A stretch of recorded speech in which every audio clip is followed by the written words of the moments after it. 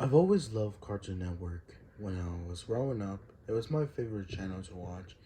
Even today, it has some good shows like Adventure Times and Regular Show. One of the newest shows on the network, The Amazing World of Gumball, is a cute and mildly entertaining show.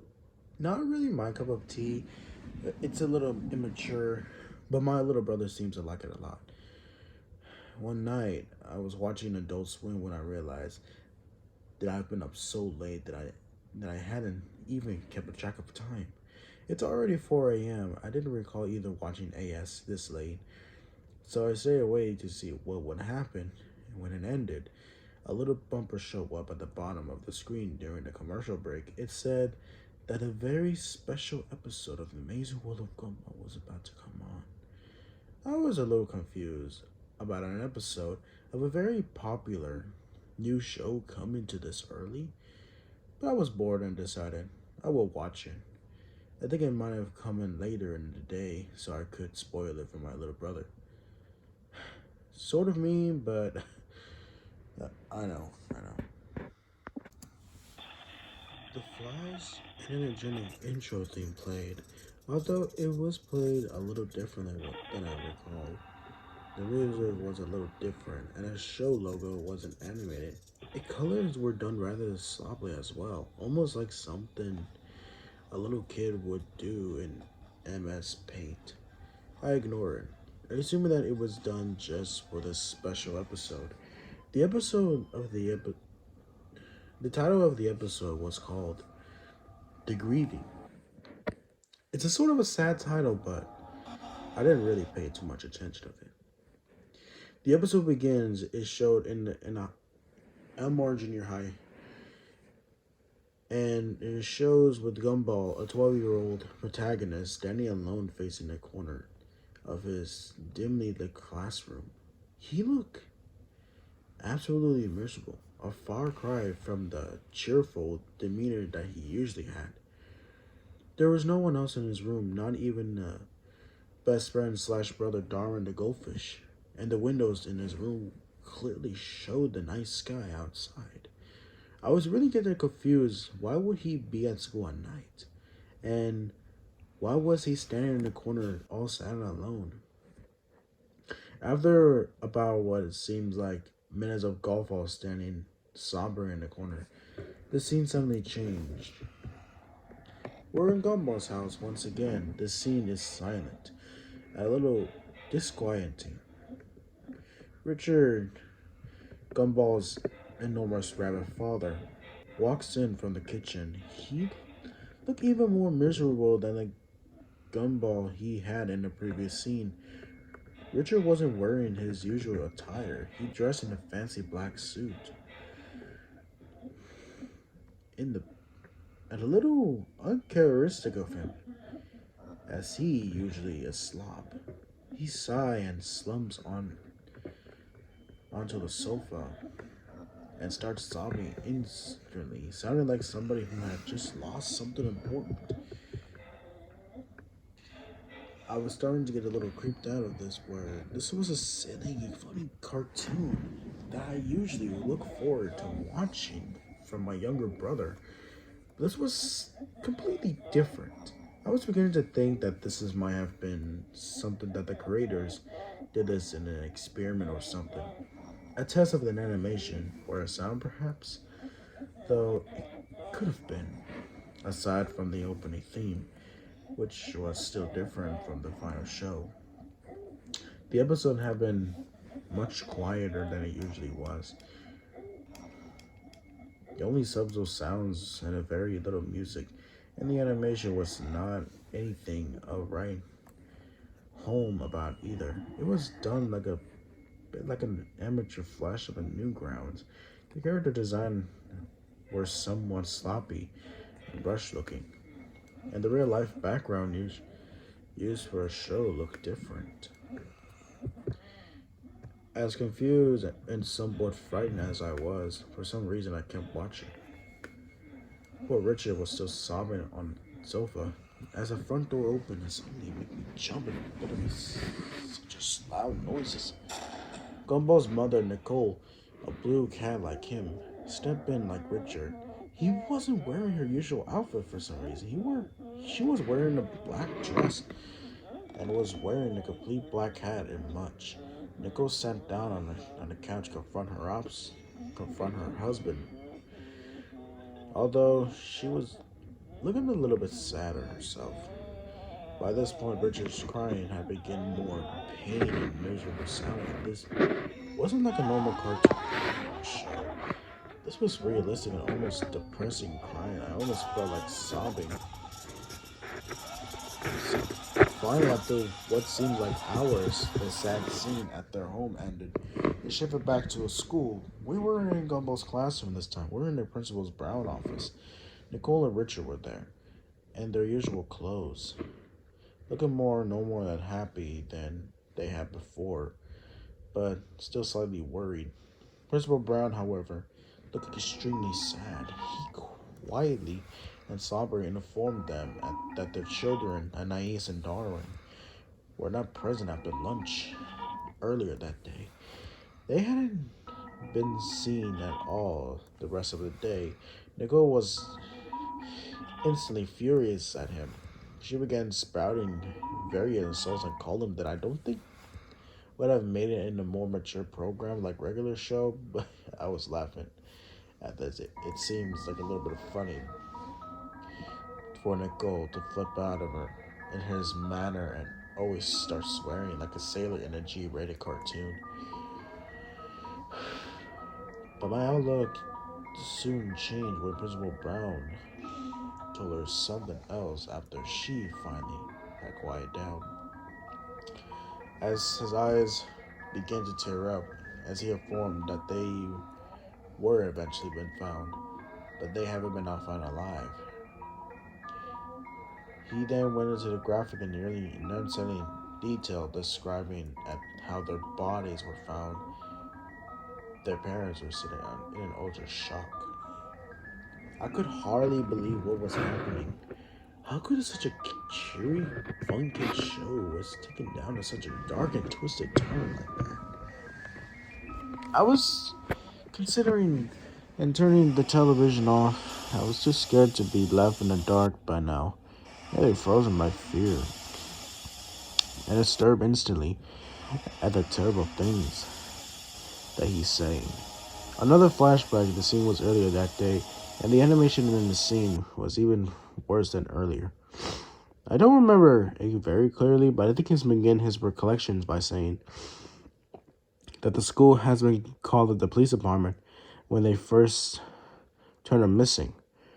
I believe the kids had simply run off and decided to skip school, and they say it was a very uncharacteristic of both Darwin and Anais to go skipping like a delinquents. Darwin was a little naive and a bit dizzy, but he's a good kid. He wouldn't have been dreaming of something like that.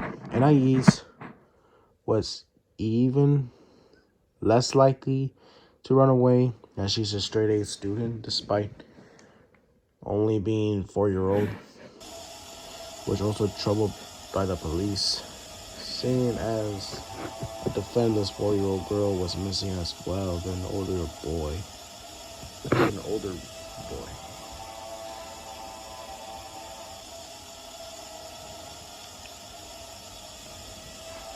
The school had been thoroughly checked, so the police started to search the heavily wooded area outside of the school. It took a little time for the police to discover the horrifying fate of Anais in a small clearing outside of the school. Anais' head was found in a small box. You likely would have expected something like that to be shown in a show cuties art style. There was nothing like that at all. The realistic blood covered the box inside and out, while Anais' head was done in a normal style. It was drenched in blood and some other fluid. Not all of them her apparently. There was a note in the box, simply written in her blood.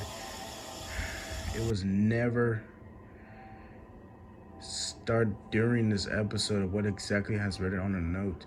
And it apparently leads to the rest of her remains, Darwin's heavily mutilated corpses What I remember about was the most scene, how the place is seen. All of the blood and gore from Darwin and Nai's slaughter and dismember remains was done in a very realistic and a disturbing way. It looked like the scene had been taken from a crime scene in a photograph done by professionals. Not something from the cartoon, but this is a very scene that's animated from different from the most of the show as well. You may know that the characters from this series are done in a very differently animation style, from flash animation to CGI, and I think that there wasn't a character done by somebody pulling their chin upside down to make a face. This particular scene wasn't like anything I had ever seen on a show before. Every little detail on Darwin's face was clearly illustrated. He looked like a little zombie. His face was very pale, and his eyes had been gouged out by somebody. And now he is far no better, or what was left of her some way. She is naked, and her stomach had split open. Her intestines were strewn around the trees and bushes in the woods, done once again in a very morbid, realistic style. I was very ill by the time this incredibly disturbing flashback had come to an end. I quickly ran into the bathroom to vomit. I was feeling a bit better after upchecking, so I had realized I had good timing to run to the bathroom after in the commercial. It was then I noticed that the show has been running twice as long. It usually ran for 11 minutes, but this episode was running about 30 minutes. By then I was wondering if there's any information about the Grieving episode in MLBD or something. So while the commercial was still playing, I looked up some information about this episode on Google. Nothing came up. No information remotely similar to the plot or the name of this episode existed anywhere.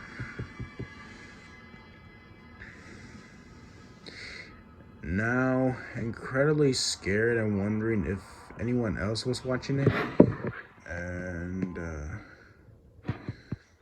I quick dial up my brother Larry and asked him to turn on the Cartoon Network and see if he was seeing the same shit as I was. He was pretty pissed as I woke him up this hour. He's a nice guy, and he told me that he would see it for me. I thanked him and stay on online. The show came back from the commercial break. The scene I thankfully pinned away from the horrific sight of a children mutated what was a back and manipulated. Well, from the horrific sight of a children manipulated was back to the principal's office. I asked Larry if he saw the same cartoon animals talking or crying, since that was what they were doing on my TV. To my surprise, he said he saw nothing like that. Instead, it was a rerun. It was a rerun of an old Looney Tunes short. In utter shock, I dropped the phone and ran over to the TV and I turned it off. As I hard as I pressed the button, it wouldn't shut it off at all. I tried every single button and none of them did anything. I tried to unplug the whole set as well, but nothing worked. The TV stayed on no matter what. Larry hung up, assuming that I was playing a low joke or something. I guess I was alone once again. My door was locked from the outside somehow. The door to my bathroom was now locked as well. It seems that I had no choice but to call the police. Since my other family members were gone that night, it was a reason I could stay up so late to watch Adult Swim in the first place. When I hurried, dilated the number, accidentally dropped my cell phone into the cup of Pepsi, I was very scared. And I had no choice but to finish the episode. I turned on all the lights in my room to get under the covers, hiding like my little brother does when I make him watch scary movies like me. I apparently missed a little bit. The Gumball's parents were still talking to Principal Brown, but not that much. Nicole was asking him if Gumball was alright. Apparently, since she hadn't remembered him when Principal Brown told her what happened to Darwin and Nais. He looked slightly confused and shocked for a moment. He explained to her that he thought Gumball was out sick today, but he had spent the day at home by himself with a stomach bug.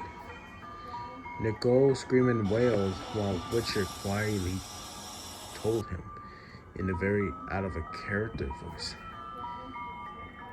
that they thought Gumball had got on the bus this morning, but didn't see that.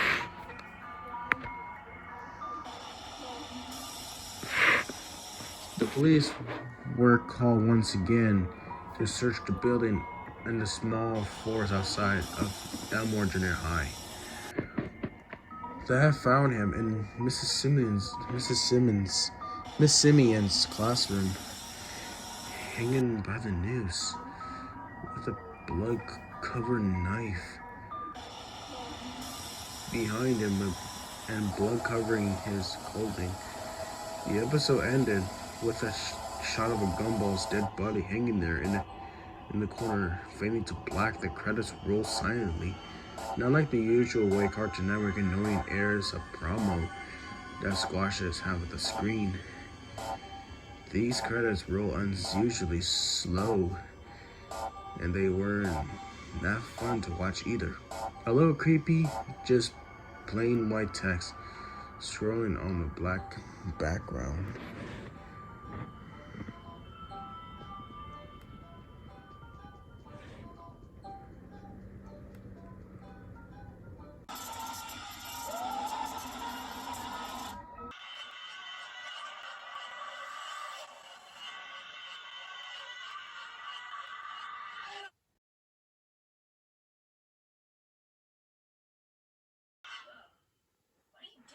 Whatever it takes for you to still love me. Is it working? If by working you mean making me nauseous, then... But it doesn't matter anyway. Penny's left me. She didn't want to come between us, and it's all your fault.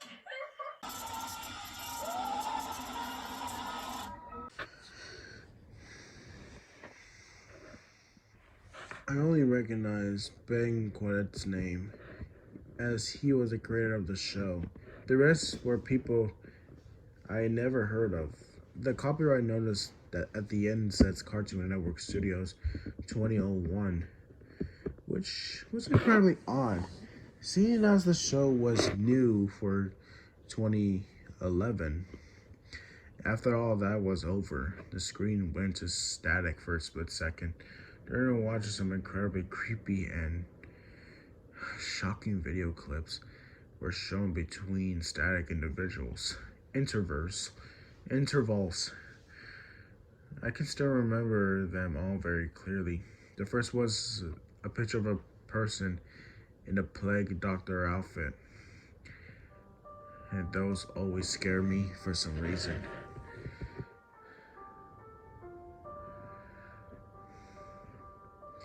And the way the person in the suit was filmed just as bad as a red light, something that freaks me out incredibly, and stone over the clip.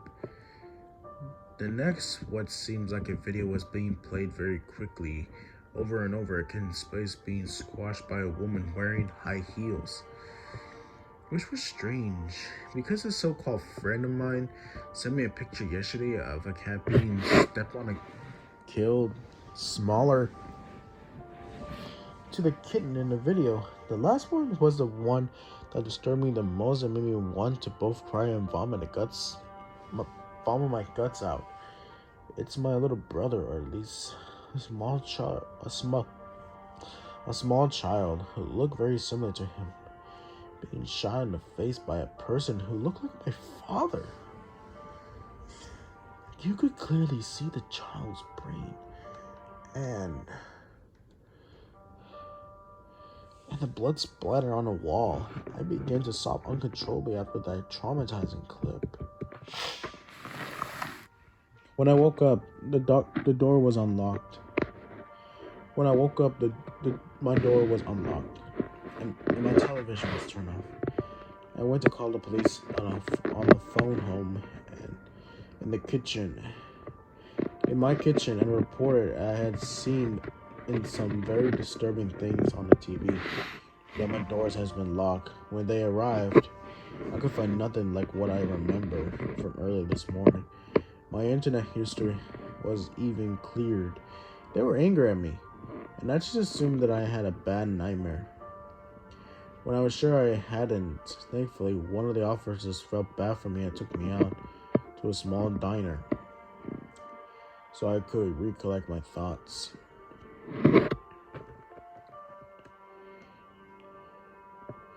At the diner, I remember that my family was out visiting my aunt, and they were supposed to be back by noon or so.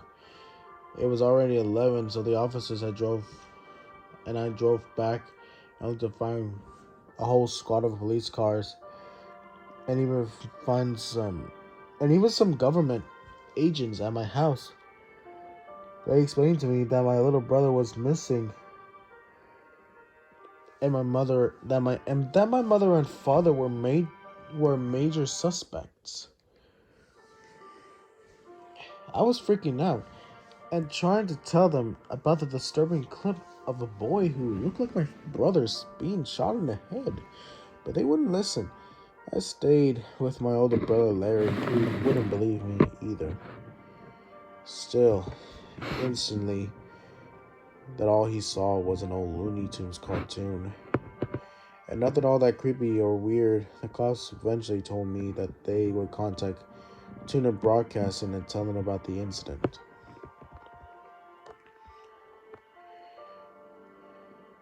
A representative of Tuna Broadcasting came to my cousin's house to talk to me in a private about what I had seen and experienced that night. He was very kind, but it all seems like a little some sort of affront, and I could tell him that I remembered. He agreed to play back the day programming from the incident with a disturbing gumball episode that occurred. To my shock, all that was airing at the time was an old Looney Tunes short. Nothing more, nothing less. I hysterically sob and moan about what I had experienced and seen was completely real. But nobody listened. Eventually, I got discovered a bank when I had a Twitter account. I sent a message about the episode, and this was the reply that I get.